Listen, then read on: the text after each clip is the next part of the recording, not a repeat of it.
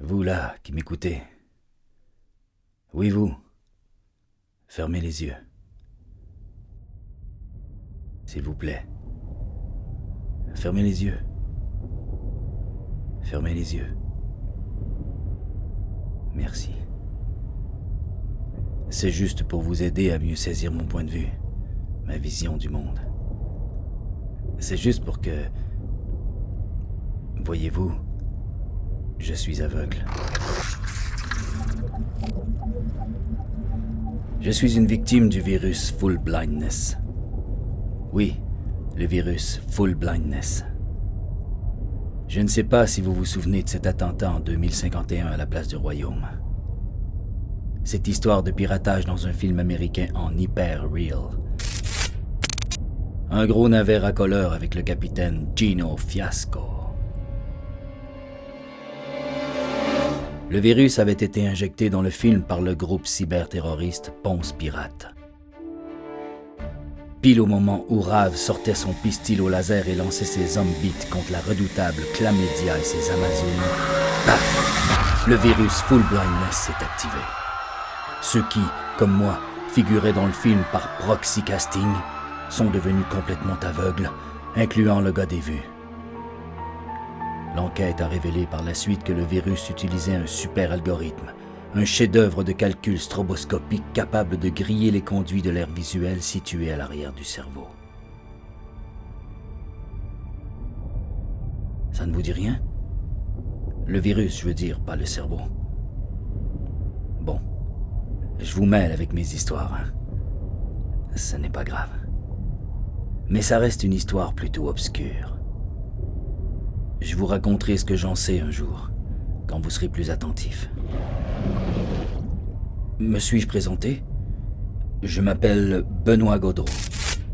J'ai 95 ans et je suis veuf depuis longtemps. Ma famille, ma femme, mes frères, mes sœurs, oncles, tantes sont disparus depuis belle lurette. J'ai un fils, mais mon Dylan est mort à la guerre il y a plus de 40 ans.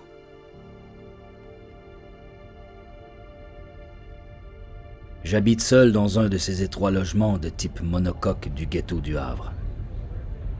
Ces logements ont été construits pour des vieux comme moi avec des subventions de Pékin sur l'ancien stationnement de la rue du Havre à Chicoutimi. Nous sommes grosso modo 160 000, tous vieux, retraités et bien empilés. Les ultra-vieux disent que ce n'est que le juste retour de nos gros 5 cents donnés aux petits Chinois de la Sainte-Enfance dans les années 1960. Vous rappelez-vous de ça?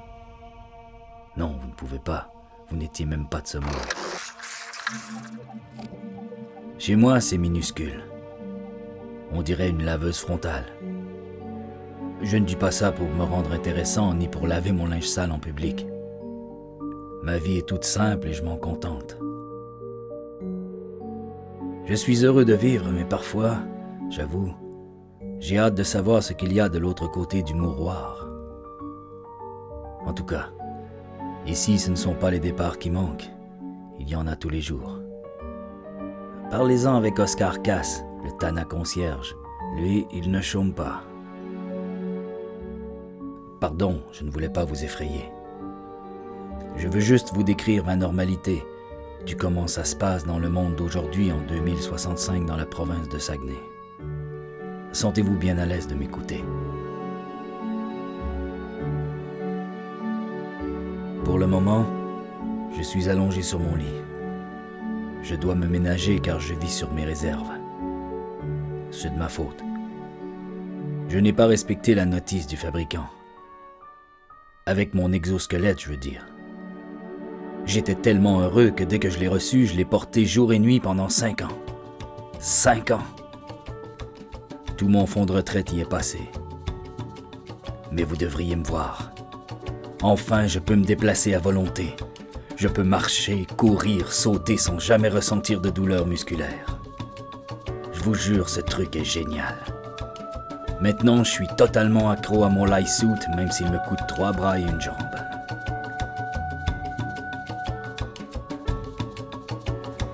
Ne jugez pas. À mon âge et avec les mêmes ennuis de santé, vous auriez fait la même chose. Ce bio-vêtement me sauve la vie chaque jour. Mais là, je n'ai plus envie de vous parler de ma santé. Il faut que je ménage mes batteries. Je vais juste rester allongé et faire un peu de guitare.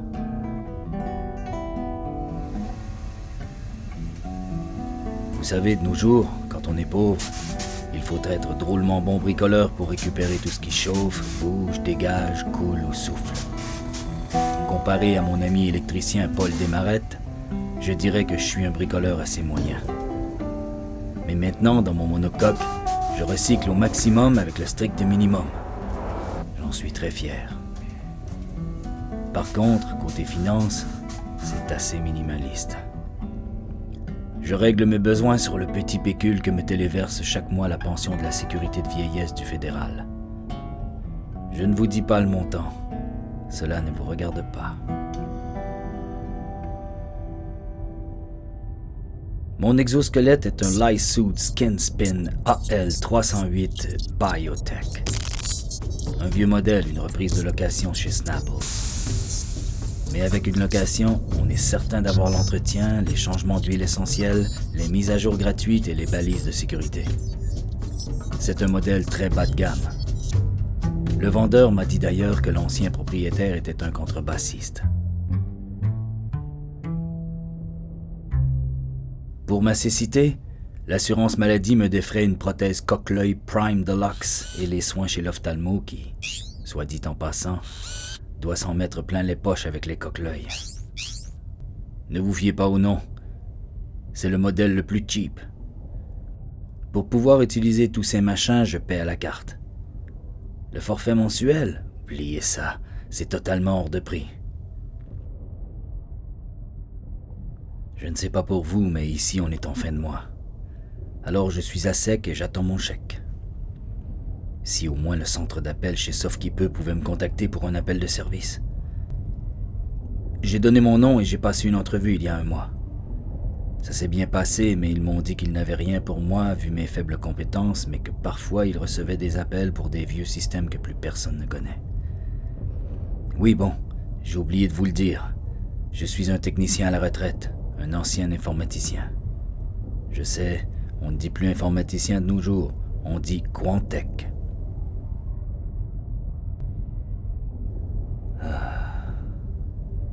J'irais bien prendre l'air, moi. J'étouffe. J'adore marcher le long des sentiers de la rivière Langevin. Souvent, il y a des jeunes exomodifiés qui me bousculent dans le sentier, mais je m'en fous.